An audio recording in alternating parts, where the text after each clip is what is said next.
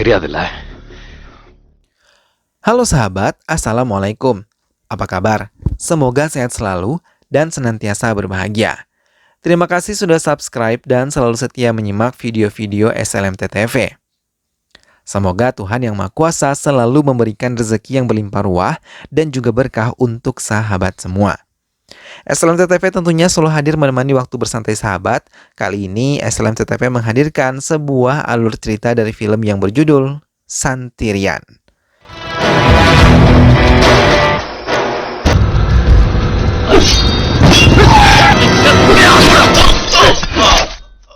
Baiklah sahabat, tanpa perlu berlama lagi, langsung saja ini dia alur cerita selengkapnya.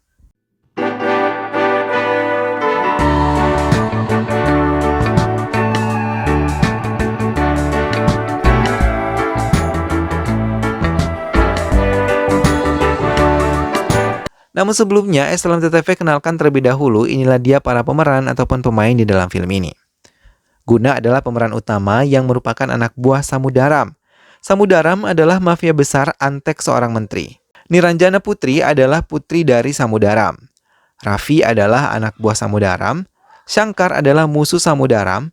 Chandran adalah sahabat Guna dan Vijayan adalah inspektur polisi jujur. Itulah dia para pemeran ataupun pemain di dalam film ini. Selanjutnya, sebelum kita masuk ke alur cerita, jangan lupa untuk dukung selalu SLMT TV dengan cara klik like, komen, share, dan juga subscribe. Baiklah sahabat, tanpa perlu berlama lagi, langsung saja ini dia alur cerita selengkapnya. Trichy adalah kota kecil yang berada di antara pegunungan Malakotai yang memiliki banyak perbedaan dan di dalamnya terdapat dua geng besar yang saling bermusuhan. Niranjana Putri dan kakaknya baru saja kembali dari universitasnya masing-masing. Saat mereka berbincang-bincang hangat dengan kedua orang tuanya, Ama, kakak laki-laki Niranjana, bertanya dengan ayahnya, nama Samudaram, yang membuat ayahnya terkejut. Ia mengatakan, Samudaram adalah pria yang paling ditakuti oleh semua penduduk, namun ayah mereka yang semula terkejut memberi penjelasan kalau ia sama sekali tidak mengenal pria tersebut. Ia dihubungi oleh Menteri Poster Nana Dakumar untuk pergi ke pabriknya di daerah Turiur. Namun ia meminta Samudaram untuk datang seorang diri dan tidak membawa senjata. Tanpa ia duga, Menteri menelpon Shankar, musuh Samudaram, dan memintanya untuk menghabisi Samudaram.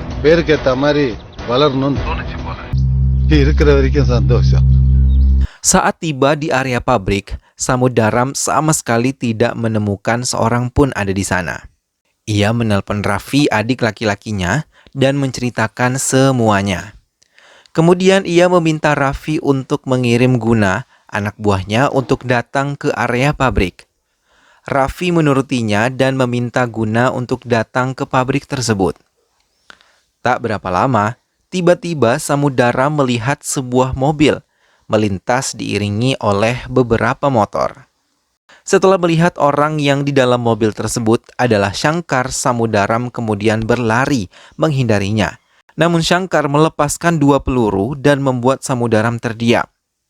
Shankar dan anak buahnya mendekati Samudaram dan mengancam akan menghabisinya. Dan tak lama ia langsung melepaskan pelurunya ke dada Samudaram sebelah kiri hingga membuat Samudaram meninggal dunia. Shankar dan anak buahnya pergi meninggalkan Samudaram di tempat itu. Tak lama, Guna pun datang dan menemukan Samudaram telah meninggal akibat diserang, namun ia bingung karena tidak ada satupun orang di sana. Guna menjerit melihat Samudaram di hadapannya, dan ia membawa tubuh tersebut. Hingga berita kematian Samudaram menjadi topik di semua pemberitaan yang ada di kota Trichy. Mereka baru mengetahui wajah asli seorang Samudaram yang selama ini mereka takuti. Sama seperti keluarganya yang juga baru mengetahui bahwa selama ini ayah mereka adalah Samudaram. Sejak itu Raffi berjanji akan setia pada keluarga Samudaram dan akan melindungi keluarga adik laki-lakinya itu.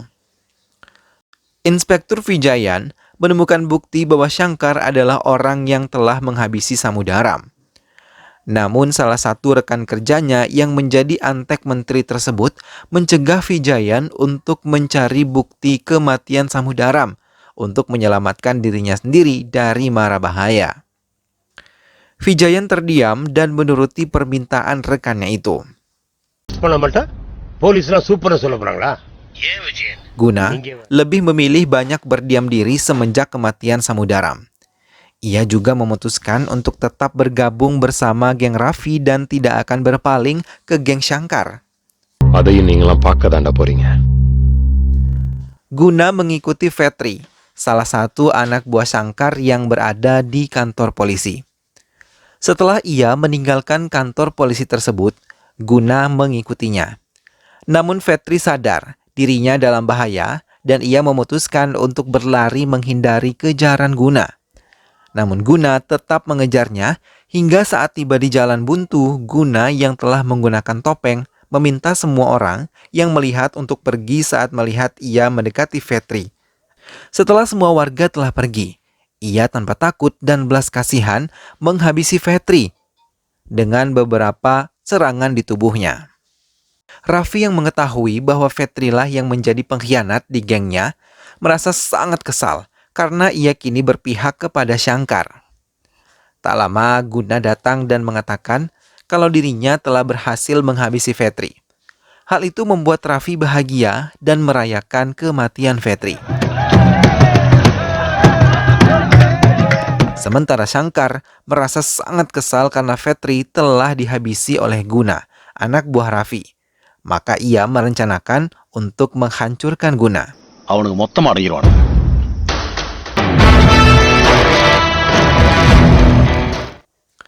Semenjak kematian ayahnya, kehidupan Niranjana terganggu karena ia selalu diganggu dan dilecehkan oleh beberapa pria di halte bus dan juga di tempat yang lain. Ia pun menceritakan kepada ibunya tentang apa yang dialaminya selama ini. Ibu Niranjana meminta Raffi untuk menjaga putrinya. Maka Raffi meminta Guna untuk menjaga Niranjana kemanapun ia pergi. Guna menyetujuinya dan mulai menjaga Niranjana kemana saja agar ia aman. Namun lama-kelamaan, Niranjana merasa suka pada Guna setelah ia sering melihat Guna. Ia merasa kehilangan bila Guna tidak ada di dekatnya. Guna kemudian menemui Raffi dan memintanya untuk mengganti orang lain untuk menjaga Niranjana karena ia mulai menyadari kalau dirinya telah merasa kalau Niranjana telah menyukai dirinya. Dugaan Guna pun tak meleset karena keesokan harinya Niranjana datang mendekati dirinya dan menanyakan sesuatu yang jawabannya harus jawaban yang jujur. Ia mau Guna menjadi lebih baik dan memintanya untuk tidak ketergantungan terhadap senjata dan mencoba untuk melepaskan semua senjata yang ada pada dirinya. Guna yang diam-diam menyukai Niranjana berusaha menuruti keinginan Niranjana dan mencoba kalau ia tidak membawa senjata mengawasi Niranjana. Tapi saat ia bertemu dengan anak buah Shankar, Guna merasa takut karena ia tidak membawa senjata. Berkali-kali ia harus bersembunyi ketika melihat mereka berada di dekatnya. Hingga keesokan harinya, ia dipanggil oleh Niranjana yang mengatakan bahwa ia mengetahui kalau Guna takut terhadap anak buah Shankar saat ia tidak menggunakan senjata.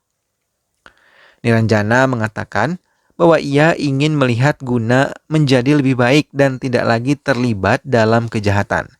Karena ia menyadari kalau Guna juga telah mencintainya. Namun Guna masih ragu untuk mengatakan semua perasaannya itu kepada Niranjana.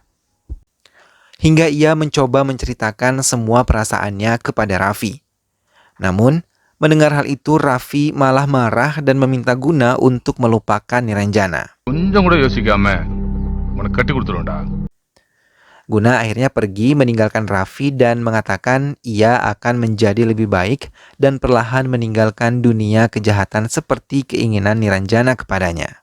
Beberapa orang mengintai Guna saat ia tengah menikmati sebat. Saat ia ingin meninggalkan tempat tersebut, ia terkejut ketika melihat orang-orang mulai menghadang jalannya. Guna mencoba menghindari, tapi orang-orang tersebut malah mengepung tempat Guna hingga tidak ada lagi celah sedikit pun untuk Guna bisa melarikan diri. Mau tidak mau, Guna harus menghadapi mereka hingga Guna berhasil dilukai dan terkena serangan di bagian perutnya. Mereka mengangkat tubuh Guna dan melemparnya ke laut untuk membuang bukti kejahatan mereka. Setelah melihat Guna tidak lagi timbul di permukaan laut, mereka meninggalkan Guna begitu saja. Sesaat setelah Guna ditinggalkan, Guna tersadar dan mencoba berenang lalu menepi. Ia berjalan terseok-seok untuk mencapai jalan hingga akhirnya ia kembali pingsan dan ditemukan oleh seorang pemuda yang berpakaian dokter yang melintas di jalan tersebut. Dokter yang menolong Guna itu membawa tubuh lemahnya ke rumah sakit tempat dokter tersebut bekerja. Dokter tersebut bernama Chandran. Ia kemudian ditegur oleh dokter senior karena telah menolong mafia besar Guna hingga mengganggu pasien lain karena rumah sakit mereka didatangi oleh beberapa polisi yang meminta keterangan pada Guna tentang pelaku pemukulan dirinya. Guna memberanikan diri untuk datang ke rumah Niranjana dan mengatakan perasaannya kepada ibu Niranjana. Niranjana yang mendengar suara Guna langsung melihat dan mendengarkan pernyataan Guna untuk melamarnya. Namun dengan tegas, ibu Niranjana menolak. Guna berulang kali mengatakan kalau ia adalah lulusan universitas yang bagus dan dengan nilai bagus juga, maka ia yakin bisa menghidupi Niranjana selama ini. Tapi tetap saja ibu Niranjana tidak menyetujui dan mengatakan kalau ia adalah seorang penjahat yang sangat ditakuti. Hal itu membuatnya takut jika putrinya akan mengalami hal yang sama seperti dirinya.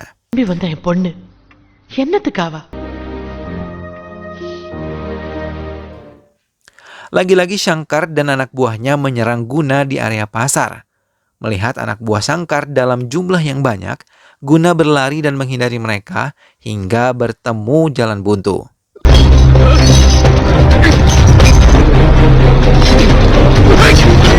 Shankar mendekati Guna. Ia membawa senjata tajam ingin membunuh Guna. Tapi Guna memperingatkan Shankar untuk pergi dari hadapannya setelah ia mengambil pisau kecil yang terselip di celananya. Tapi Shankar tidak setuju dan terus mendekat dengan cepat, kemudian Guna menyerang Shankar. Dengan beberapa luka di tubuhnya, akhirnya Shankar pun meninggal dunia. Kematian Shankar pun menjadi topik utama dalam setiap surat kabar, dan Vijayan turun langsung untuk menyelidikinya.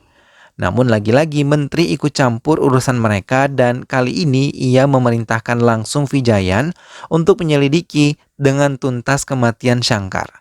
Tapi Vijayan tidak mengindahkan keinginan menteri tersebut dan meninggalkan tempat Shankar meninggal dunia. Ia mengatakan kepada anggotanya bahwa ia bukanlah boneka menteri seperti Shankar dan juga yang lainnya. Karena ia telah mengetahui pembunuh sebenarnya adalah Guna dan Shankar yang telah membunuh Samudaram. Raffi dan beberapa anak buahnya pergi bersembunyi di area benteng Panjakudi karena mereka tidak ingin dilibatkan dengan kematian Shankar. Tak lama, Ama menelpon dan mengabari kalau Niranjana telah menghilang bersamaan menghilangnya Guna. Sementara Guna dan Niranjana telah melakukan perjalanan ke sebuah desa kecil. Di sana, ia menikah dengan Guna dan kehidupan mereka menjadi lebih bahagia. Ia ingin hidup damai bersama Niranjana dan melupakan masa lalunya bersama Raffi melakukan banyak kejahatan. Guna yang telah menikah memiliki keinginan untuk pergi meninggalkan negara ini dan ia meminta bantuan kepada Chandran untuk mengambil paspor miliknya, serta beberapa uang yang ia simpan di rumahnya. Chandran pun membantunya mendatangi rumah Guna dan mencari keberadaan uang dan juga paspor miliknya. Namun, Salah satu anak buah Raffi yang melihat rumah Guna bercahaya mengira Guna telah kembali dan langsung mengabari Raffi. Mendengar hal itu, Raffi dan anak buahnya dengan cepat menuju rumah Guna. Mereka bersembunyi dan menyiapkan senjata tajam untuk melukai Guna. Raffi dan anak buahnya langsung memukuli dan melukai Chandran hingga Chandran berteriak dan mengaku dirinya bukanlah Guna, hingga Raffi pun melepaskannya. Dengan tubuh lemah dan penuh luka, Raffi mendekati Chandran dan menekannya untuk mengatakan keberadaan Guna.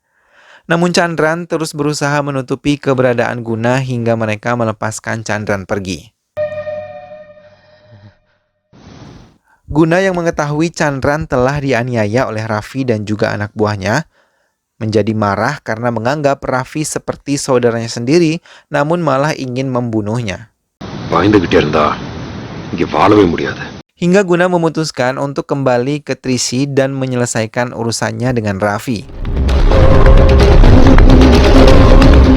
Namun anak buah Raffi masih tetap mengejarnya, dan saat Raffi mendekati Guna, ia menodongkan senjata tajamnya, lalu Guna mengancam akan melukainya bila ia mendekat, tapi Raffi terus saja mendekat dan mengancam Guna, dan akhirnya Guna kehabisan kesabaran. Ia langsung menyerang ke arah Raffi hingga ia tersungkur. Anak buah Raffi pun melarikan diri karena takut mereka diserang oleh Guna.